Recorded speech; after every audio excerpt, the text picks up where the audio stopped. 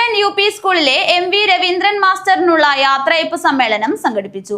Pullur government UP. സ്കൂളിലെ അധ്യാപക രക്ഷകർത്താ സമിതിയുടെ നേതൃത്വത്തിലായിരുന്നു യാത്രയയപ്പ് സമ്മേളനം ഒരുക്കിയത്.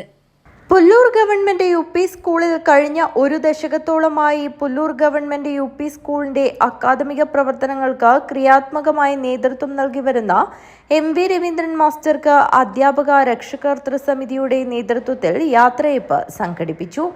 യാത്രയയപ്പ് സമ്മേളനം പുല്ലൂർ പെരിയ ഗ്രാമപഞ്ചായത്ത് പ്രസിഡന്റ് CK അരവിന്ദാക്ഷൻ ഉദ്ഘാടനം ചെയ്തു.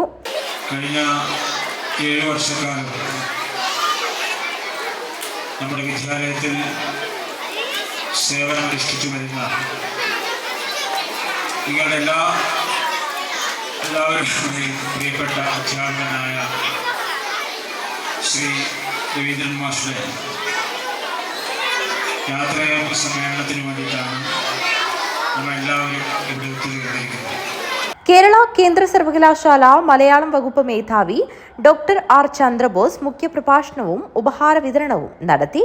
P. ജനാർദ്ദനൻ മാസ്റ്റർ സ്വാഗതവും PTA പ്രസിഡന്റ് P. ബാലകൃഷ്ണൻ അധ്യക്ഷതയും വഹിച്ചു.